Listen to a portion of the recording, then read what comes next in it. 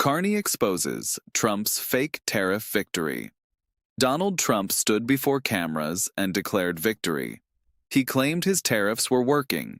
He said American industry was thriving. He insisted that foreign countries were paying the price. But what if none of that was true? What if the victory he announced was built on misleading data, selective framing, and outright denial of economic reality?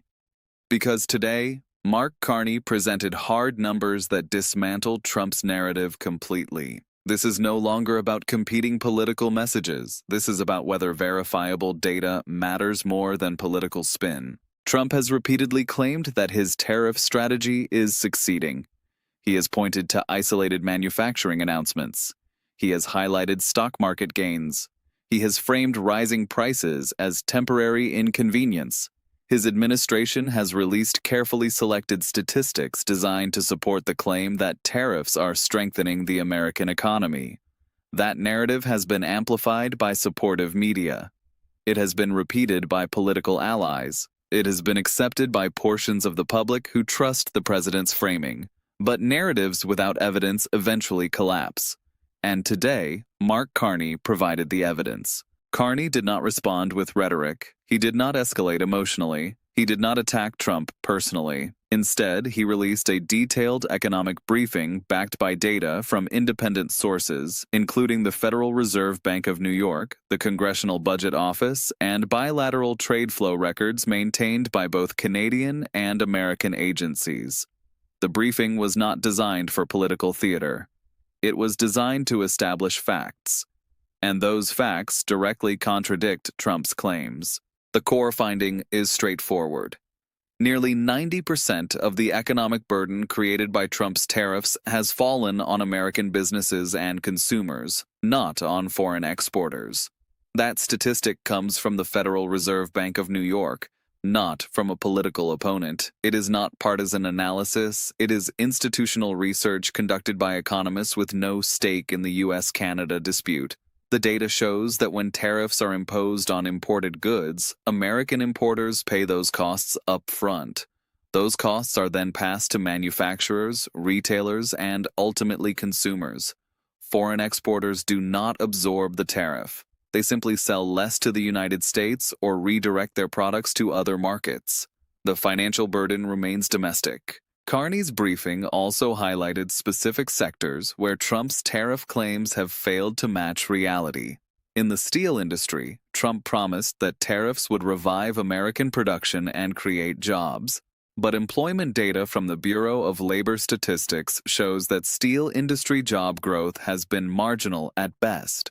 Meanwhile, industries that rely on steel as an input, such as automotive manufacturing and construction, have faced significant cost increases. Those industries employ far more workers than steel production itself.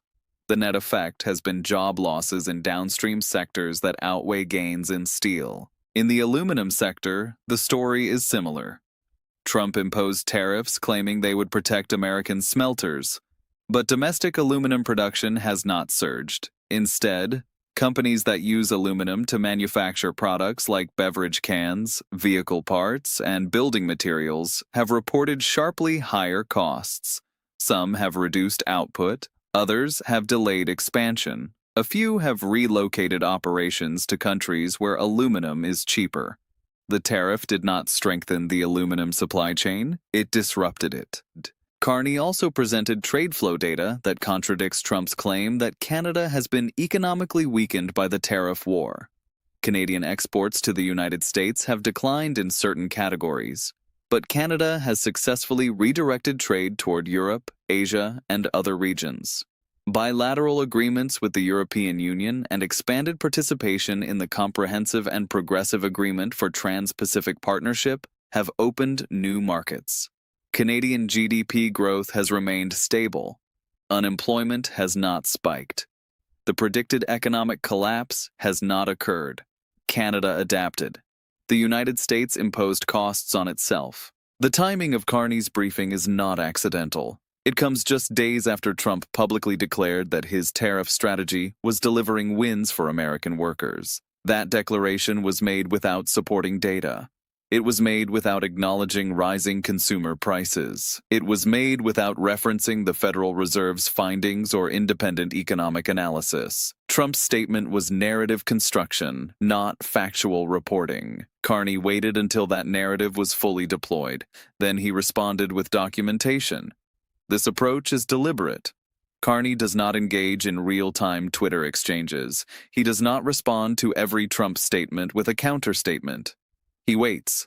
He gathers evidence. He allows Trump to commit to a position. Then he dismantles it with data. This is not impulsive politics.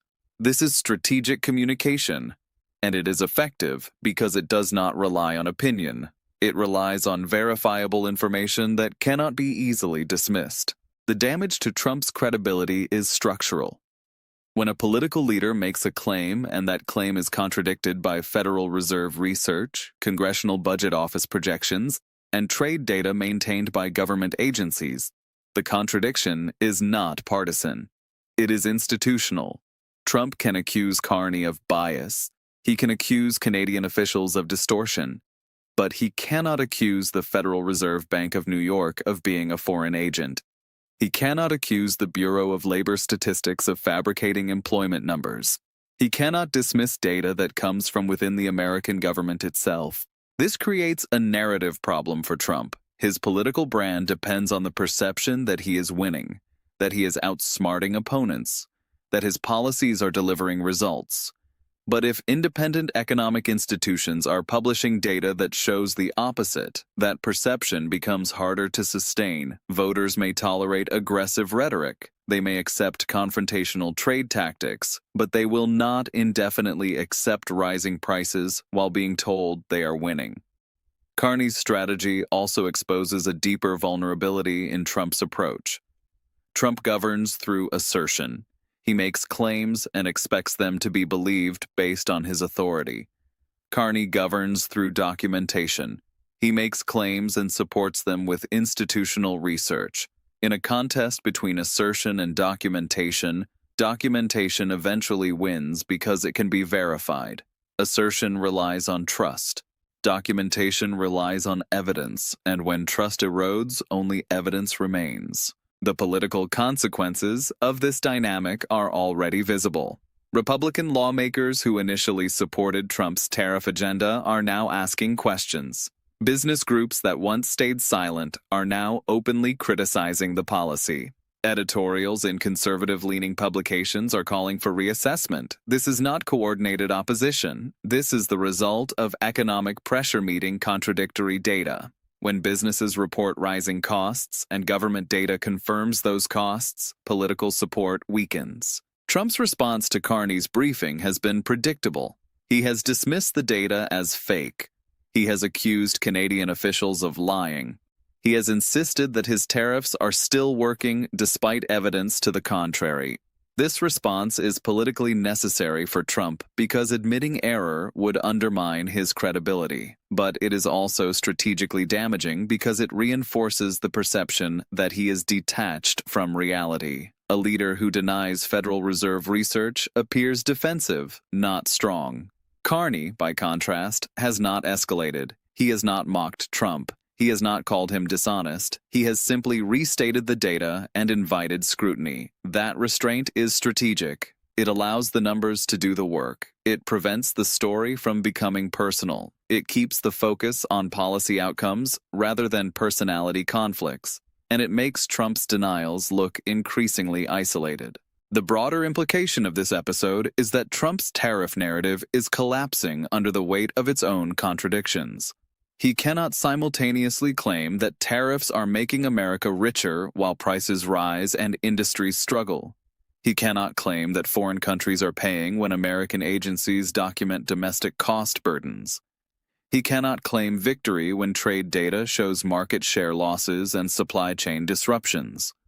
The gap between Trump's rhetoric and economic reality has become too wide to ignore. This is where leadership styles diverge. Trump leads through dominance. He expects opponents to bend under pressure. He assumes that repetition will override contradiction. Carney leads through credibility. He builds institutional support. He uses data to establish authority. He allows contradictions to accumulate until they become undeniable.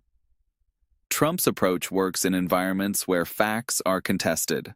Carney's approach works in environments where facts are documented. The strategic outcome is clear. Trump attempted to claim a tariff victory. Carney provided evidence that the victory does not exist. Trump attempted to frame Canada as weakened. Carney showed Canada adapting and stabilizing. Trump attempted to assert dominance through rhetoric. Carney responded with institutional research.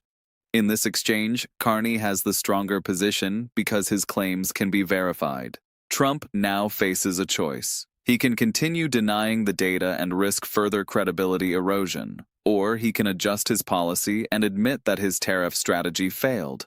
Neither option is politically attractive. Denial makes him look detached. Adjustment makes him look weak. This is the cost of governing through assertion rather than evidence. When the evidence contradicts the assertion, there is no safe retreat.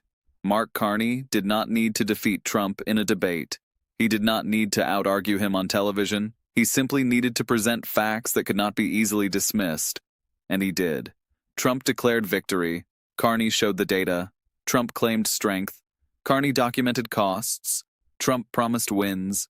Carney delivered evidence of losses. This is not theater, this is accountability. And if you value serious analysis grounded in verifiable information, subscribe to Canada Today. We do not amplify narratives, we examine evidence. Because sometimes the most powerful response is not a statement, it is a spreadsheet.